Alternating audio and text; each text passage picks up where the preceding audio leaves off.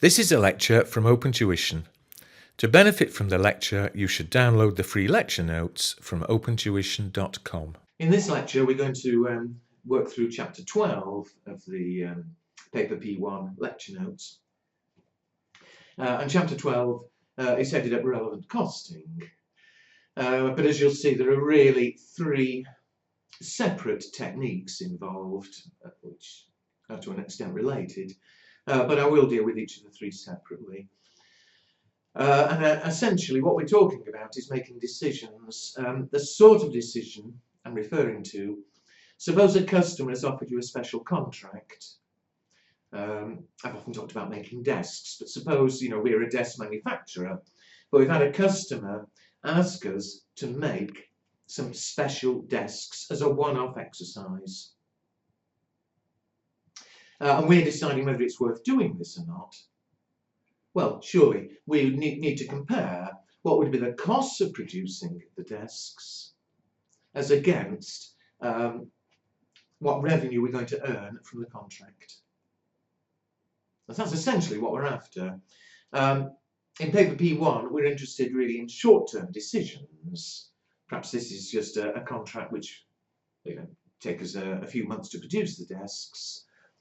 You'll see when we come to paper P2, we can also apply it to long-term decisions where we take into account the cost of money, but we're not concerned about that for P1. So essentially it's that, again, we're going to make these desks, we need to know how much this one-off contract is going to cost us. And you'll see in section 2, it says that what we're interested in is the future incremental cash costs. Now, it may seem fairly obvious, incremental extra. What we're concerned with is what extra cash costs will there be if we go ahead and do the contract. It says an exception to this is opportunity costs. I'll explain briefly, but it's going to be more obvious, I think, when we come to look at an example where you can see precisely what I mean. But the point is, during the contract, obviously we'll have some direct cash costs. We'll have to buy wood to make the desks. But there could be other, what we call opportunity costs, in that maybe in order to make the desks, we're going to have to transfer some workers that are currently doing other things. Perhaps we can't get any more workers. So we're going to have to transfer workers from some existing work. And if they don't do the existing work, we're going to lose money there. What they're currently doing is earning as a contribution. If we move them to do this new contract, then maybe we lose contribution we could have earned. That effectively becomes a cost of the work on the contract. However, that will become hopefully much clearer when we look at an example. Otherwise, we are interested in what future extra costs there will be of doing the work. You'll see in section 3 various non-relevant costs, costs that may be mentioned but aren't going to be relevant to the decision. And the first one is very much a terminology thing, but sunk costs. Sunk costs is money that's already been spent. Maybe we've already been spent some money designing these new desks, what they're going to look like. Well, that money's been spent whether we go ahead with the contract or whether we don't. That money's lost. And so to decide whether to go ahead with the contract or not, we're only concerned with any future costs that there are going to be. So I'm not going to write down what's on the page, but some costs, it's money we've already spent and it's just not relevant to the decision. Shall we spend more money in order to get the contract? Now, committed costs, they're costs which are going to be spent whether we go ahead or we don't. So, for instance, we may be paying rent on our factory. Remember, we're already producing desks. This contract is for a special extra a set of desks. Well, if we're paying the rent anyway, and if the same rent's going to be paid, whether we do the contract or we don't do it, then it's not relevant to the decision we're having to make. Something else that's often mentioned in questions, book values or historic costs. Book values, the values of things in the statement of financial position, the balance sheet, or what we originally paid for things, is usually irrelevant. Book values are sort of genuine, what you might call values of assets. And historic costs, I mean, if you've already paid money, a bit like a sunk cost. Finally, non-monetary costs.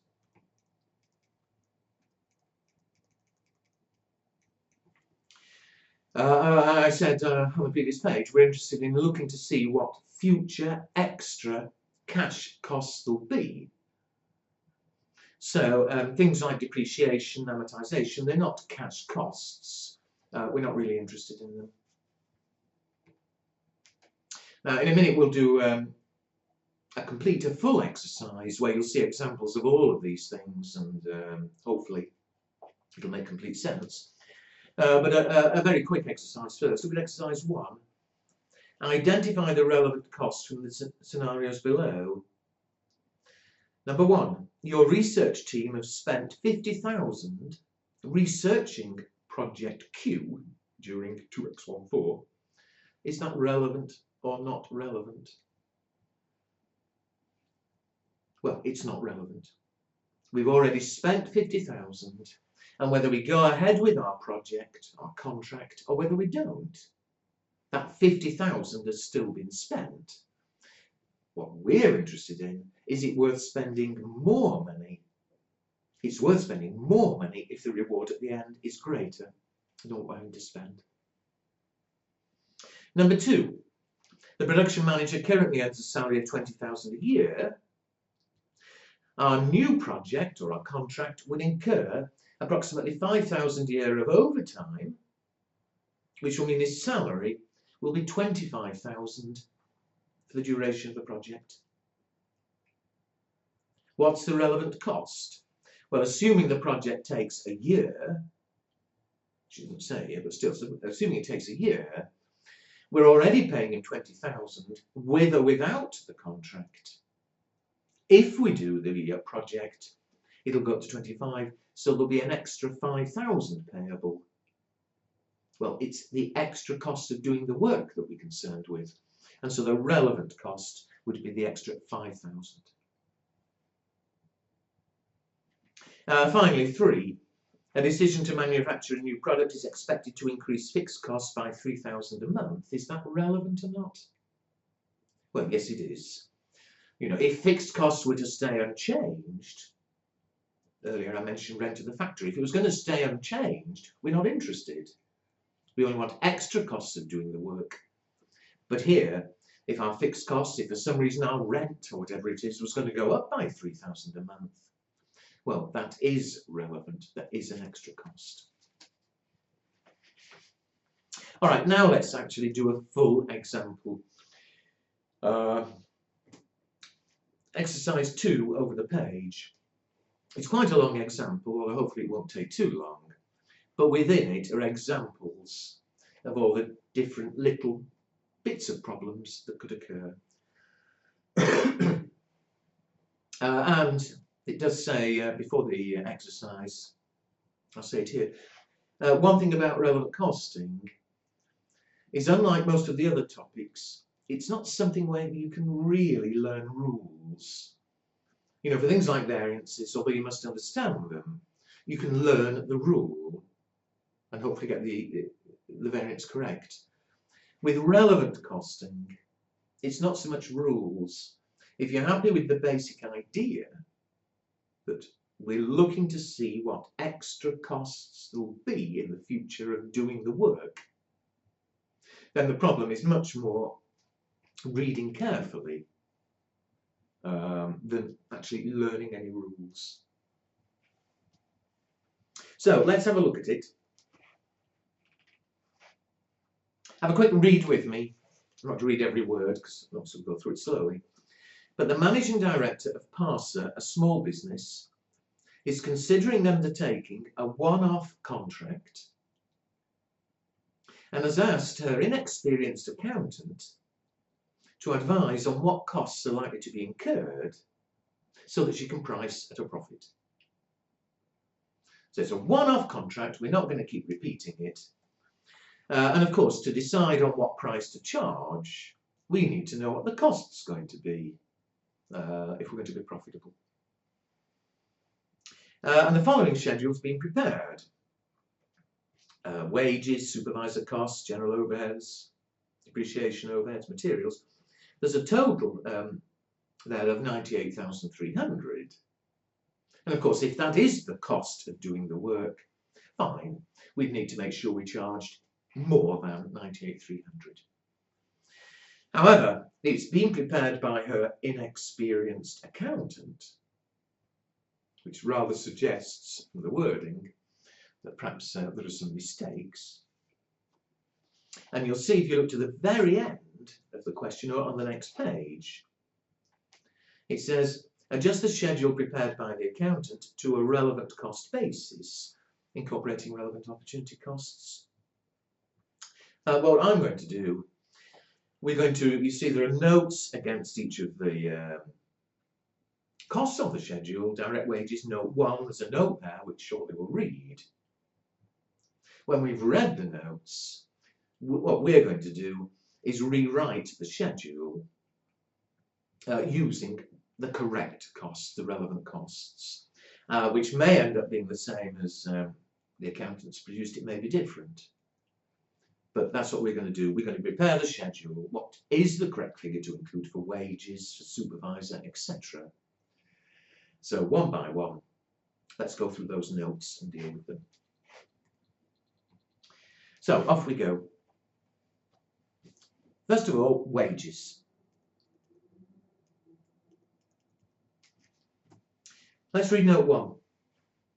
It says direct wages comprise the wages of 2 employees particularly skilled in the labour process for this job, who could be transferred from another department to undertake work on the special order.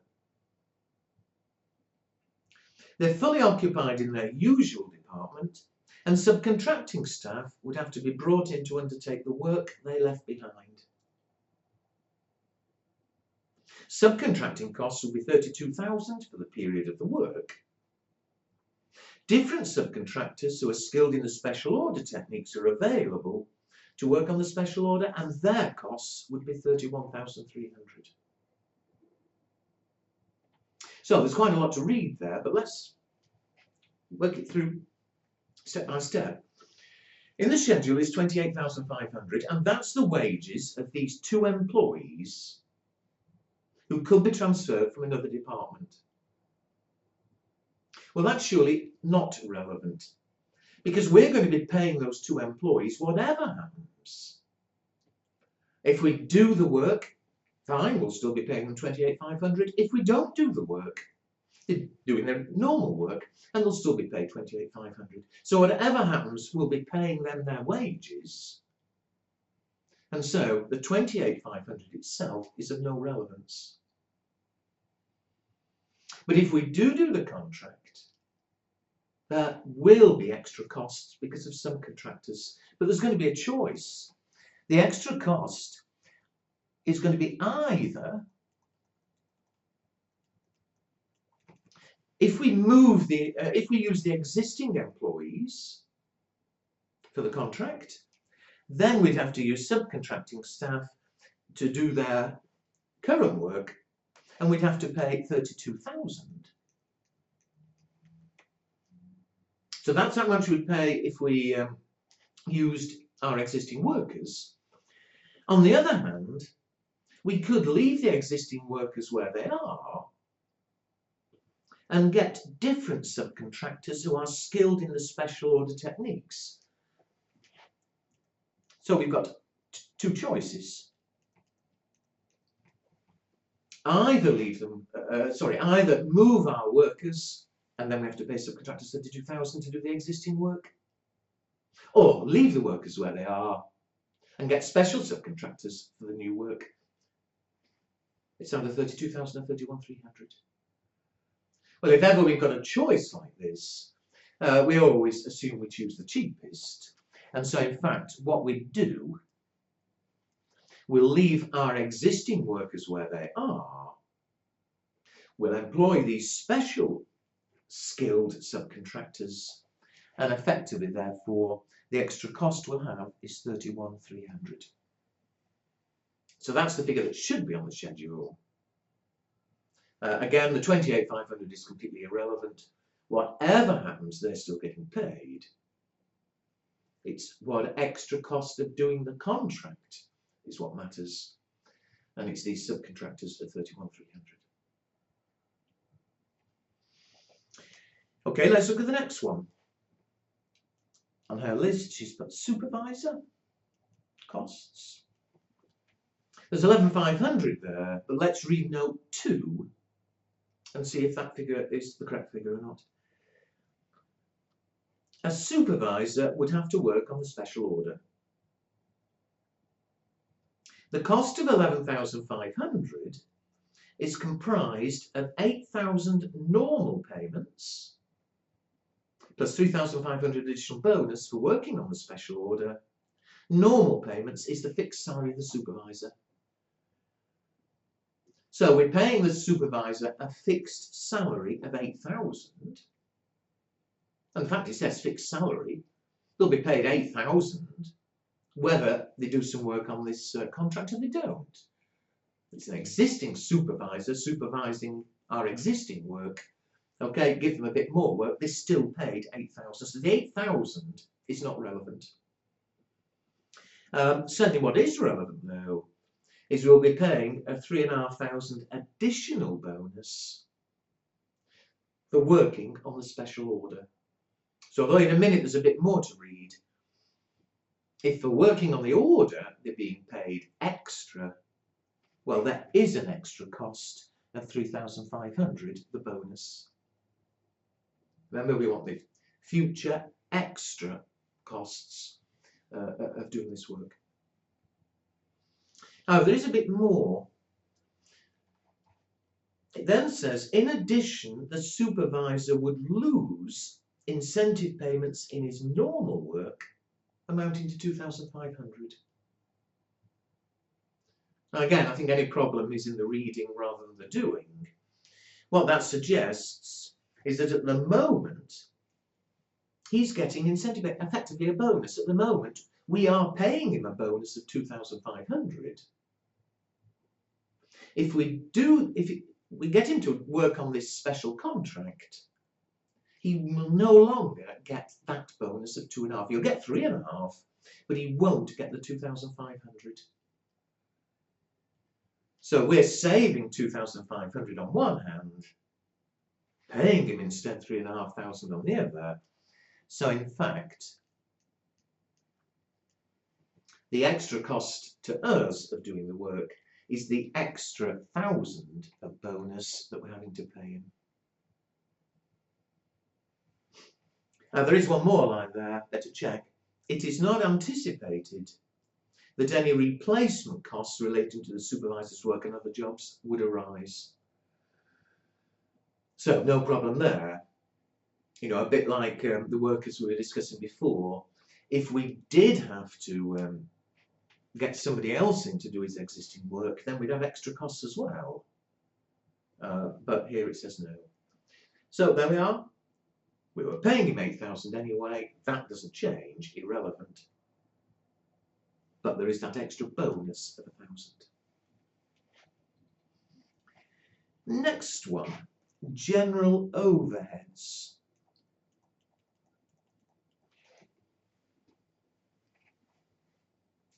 General overheads comprise an apportionment of 3,000 plus an estimate of 1,000 incremental overheads. Well, first of all, this apportionment, what does that mean? You see, we've got lots and lots of work going on. This is just one extra contract we're considering. And we may have lots of factory overheads, rent and whatever else, maybe in total 50,000. Well, for profit purposes, if we're preparing profit statements, we could share that 50,000 overheads between our jobs any way we want. But what we're concerned about is, will we actually have to spend any more in order to do this contract? And even though we might change the way we share or apportion our current overheads between jobs, sharing them differently doesn't actually mean we're spending any more. So if ever you see an apportionment of overheads, that's not relevant. It simply means we're sharing them differently. It doesn't mean we're actually spending more. So 3,000 is of no relevance. But it says there's an estimate of 1,000 incremental overheads. Again, incremental means extra. And so specifically, if we are having to spend more, it is relevant. So all that's relevant is that 1,000 incremental overheads.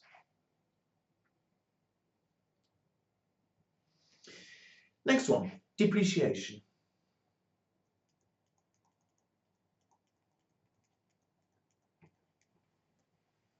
Depreciation, machine depreciation, represents the normal period cost based on the duration of the contract. Let's stop there for a minute. The normal period cost. Surely when we depreciate, the various ways we can calculate depreciation, but you've got depreciation for the year, for the month, however long the contract takes. But surely there's no mention here that we're having to buy a new machine or anything, so we'll be depreciating anyway. And just as important, depreciation isn't actually spending money. There's no cash cost as a result. So depreciation itself is never going to be relevant. We're only concerned if we're actually spending more cash. It does say, though, in the same note, that it's expected that 500 will be incurred in additional machine maintenance costs. Of course, the original schedule, they brought in depreciation that shouldn't be there. But if we have got extra costs involved, this extra machine maintenance, then that certainly is relevant. What is it, 500? There is an extra cost.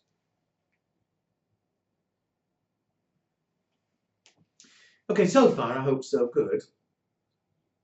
I hope you'd agree with what I said before, that the problem, insofar as there's any problem, is more the reading, especially in a hurry. It's obviously easy to misinterpret. But otherwise, I hope it is clear enough. However, look at number 5. Machine overheads for running costs such as electricity are charged at $3 per hour, and it's estimated that 6,000 hours will be needed for the special order. And so you can see where the figures come from on the schedule. The accountant simply said 6,000 hours of electricity, $3 an hour. Fine. There's 18,000. The machine has 4,000 hours of available capacity. Remember, we need 6,000, so it's 4,000 hours available. The further 2,000 hours will mean an existing job is taken off the machine, resulting in a loss contribution of $2 an hour. So let's think this through. First of all, if we forget just for a second this limit on capacity, suppose that we did have 6,000 hours available spare time, then it'd be easy. The machine overheads, such as electricity, would simply be the 6,000 hours at, what was it, $3 an hour. The schedule would have been correct, 18,000. So if you've got plenty of spare time and we're just using the machine an extra 6,000 hours, then fine, an extra 18,000. However, although we are going to run it for 6,000 hours, it turns out that 2,000 of those hours will mean losing some existing work. It says we've only got 4,000 hours spare. The other 2,000 will have to stop an existing job on which we would have been earning $2 an hour. And so we're going to lose some contribution. Currently we're earning $2 an hour. Well, for every hour we take for this contract, we're going to lose $2, therefore this contract has to earn $2 to make it worthwhile. And so we need to bring in this lost contribution. It's 2,000 hours, which will be taken off another job, which is currently earning us $2. It's earning us 4,000. And so, although this isn't a direct cost, we're not actually paying out cash of 4. I say again, if doing this work is going to actually lose us 4,000, this work is, forgetting everything else, it's going to have to earn us at least 4,000 to make it worthwhile. And this is an example of what I mentioned quickly earlier, an opportunity cost. Where again, you're not directly spending money, but it is costing us because it's lost income. And so the total cost effectively for these machine overheads is 22,000. Nearly there. What's left? Materials.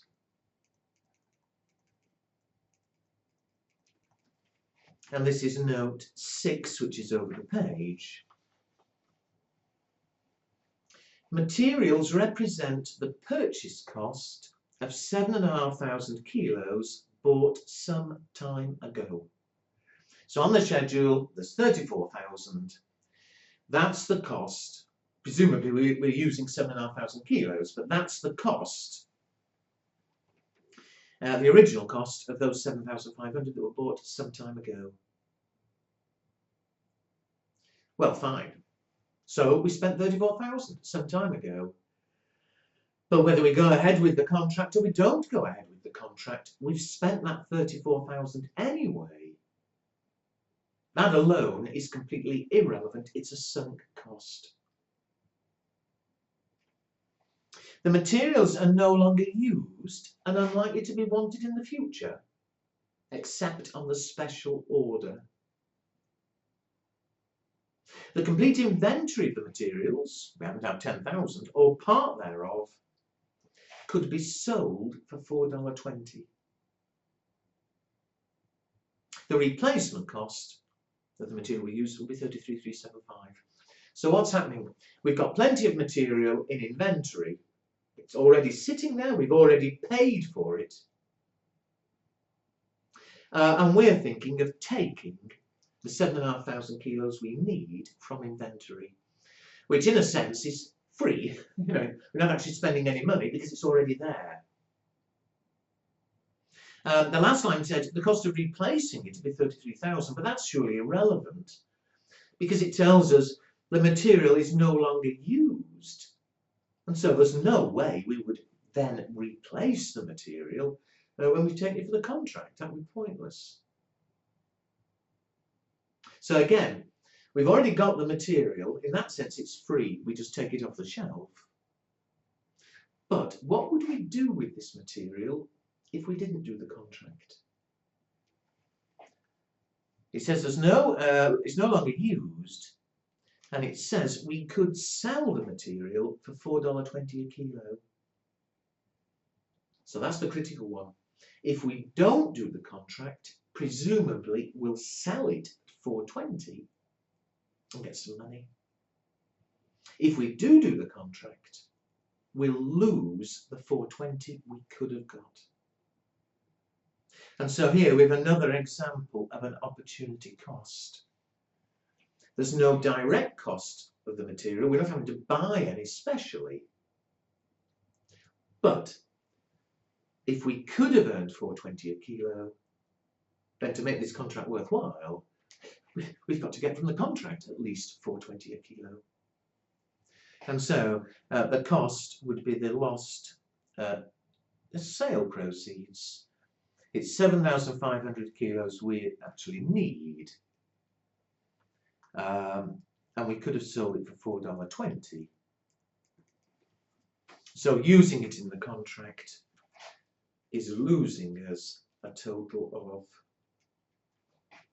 31,500 that we could have earned. Questions dealing with materials are actually quite common.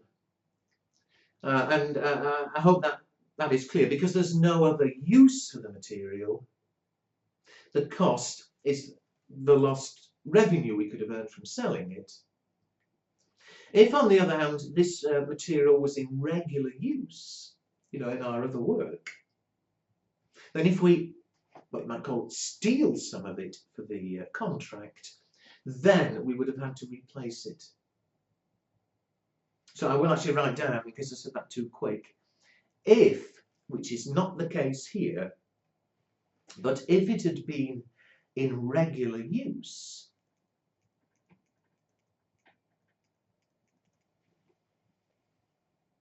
then again, using material, taking it away for this contract, is going to lose material for other work. Unless we replaced it, we'd use the replacement cost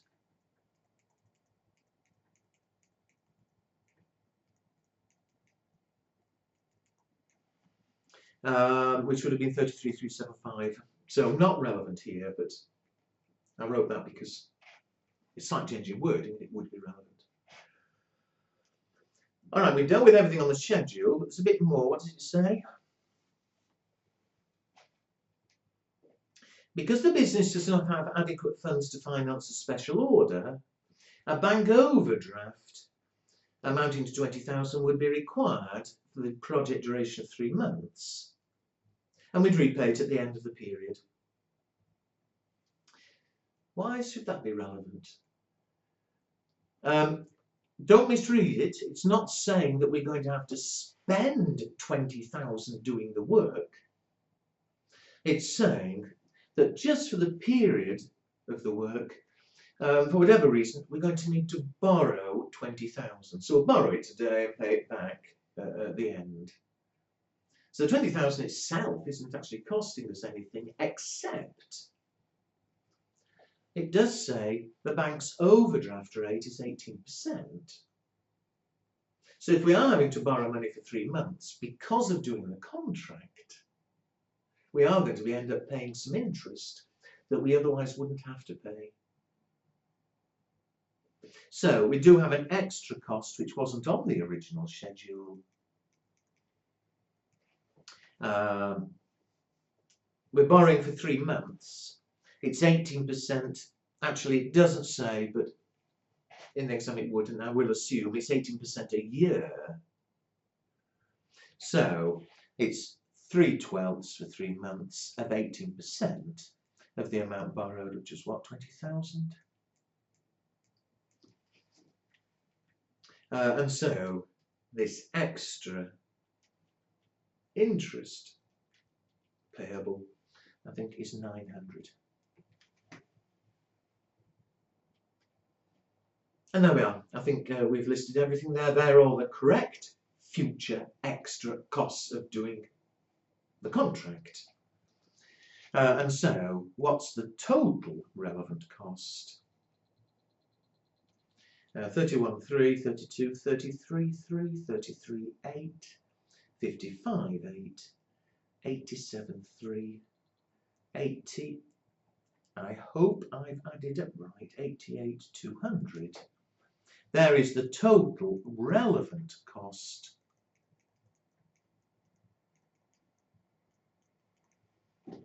And why is that important? Well, you know, if there was already a price being quoted for the contract, then provided it's more than 88.2, we're happy to go ahead. If it's less, we're not. More likely, if we're negotiating for the contract, then although clearly we'll quote as high a price as we can, but given that the customer's likely to argue 88,200, we've got to make sure we end up fixing a price higher than that for it to be worthwhile. If it's lower, we'd be losing money. We said right from the beginning, this is only for a one-off contract. If this was going to be regular work, we'd cost out in a more normal way. But this is a pure one-off, you know, 3 months' work. Doing the work is going to cost us 88,200 more than we currently, our current costs. Fine, we need to earn from it more than 88,200. Okay, well, I said there were 3 different techniques dealt with in this chapter. This is the most important one, relevant costing. And I do hope that's clear. You've got examples there of most of the different problems that can be posed. But as I said, it's very hard. There aren't many rules you can actually learn. If you understand the logic and what we're after, then again, it's more a question of careful reading. That more than anything is the problem, especially, you know, I've said before, is when you're rushing, it's very, very easy to misread and misinterpret, even when you are clear what it is you're trying to do. Anyway, we'll leave that there. We'll have a break and then come back and do the second type of problem that's mentioned in this chapter.